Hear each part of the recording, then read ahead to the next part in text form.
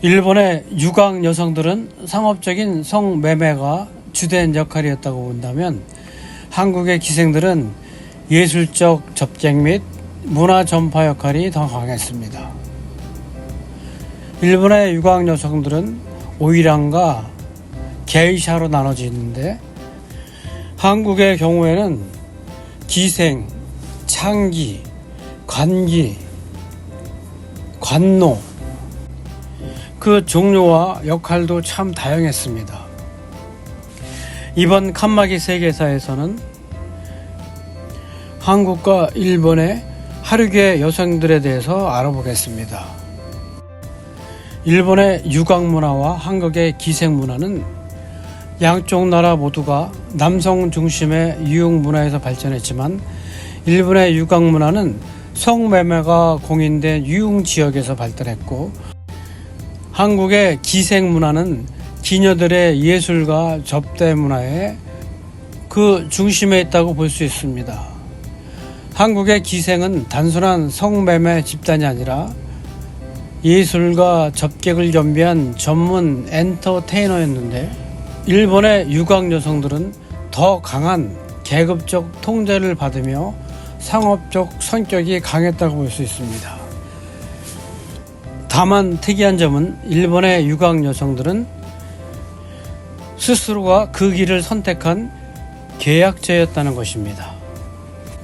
예술과 접대를 담당한 유흥 예능인이었던 게이샤.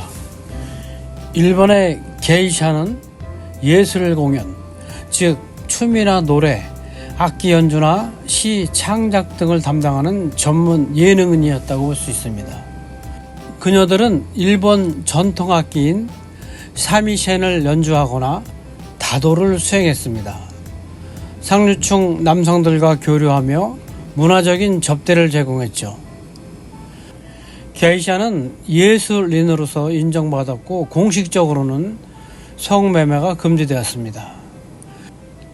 일부 게이샤들은 부유한 후원자를 만나서 결혼하여 신분 상승이 가능했습니다. 완전한 성매매가 아닌 예술과 교양을 통해서 손님을 접대하는 역할을 했는데 그녀들은 교육을 받으며 엄격한 훈련을 통해서 양산되었습니다. 개인적 자유는 일부 인정되었으나 사회적으로는 제한된 역할을 수행했다고 볼 수 있습니다. 게이샤는 일본 전통 문화의 일부로 남아있으며 현재도 명맥이 유지되고 있습니다. 성적인 착취 요소가 적으며 일본에서 문화예술인으로 대우받는 경우가 많습니다. 반면 오이라는 일본의 최고급 유녀로서 상류층을 상대로 한 고급 유흥업 종사자입니다. 게이샤와는 다르게 고급 성매매를 포함한 접대를 담당하고 있었고 단순한 성매매가 아니라 지성, 예술, 문화적 소양도 갖춰야 했습니다. 성매매가 허가된 구역인 유학에서 생활하며 특정한 계층들만 상대할 수 있었습니다. 사회적으로는 낮은 계층이었으나 부유한 상인인 다이묘, 대명과 결혼할 경우에는 신분 상승이 가능했습니다. 오이라는 계약이 끝나면 유학을 나올 수 있었으나 현실적으로 어려운 경우가 많았습니다. 그녀들은 화려한 기모노와 복식, 머리 장식인 칸자시를 착용했습니다. 요시와라 같은 특정 유학 지역에서 생활하면서 도망칠 수는 없었습니다. 계약제 노동이었지만 일정 기간 동안 감금 상태에 가까운 생활을 하였습니다. 그녀들은 고급스러운 유흥업 종사자로 볼 수 있지만 계약제 성매매였다는 점에서 강제성이 존재했습니다. 신분 상승 가능성이 존재했지만 현실적으로는 힘들었습니다. 고려시대와 조선시대의 기생은 예술과 접대를 담당했던 예능인이었습니다.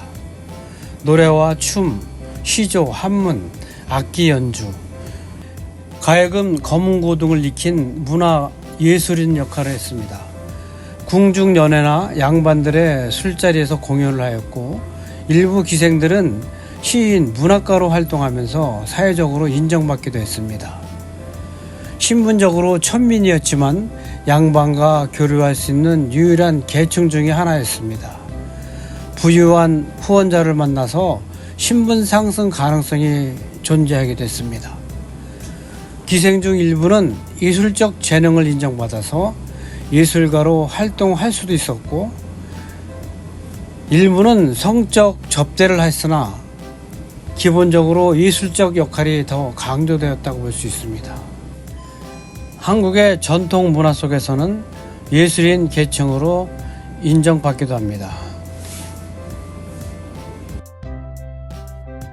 한국에서는 특이하게 국가에서 운영하는 성적인 접대 여성이 있습니다. 관기입니다. 관기는 조선시대에 국가가 직접 운영한 공식적인 성매매 여성입니다.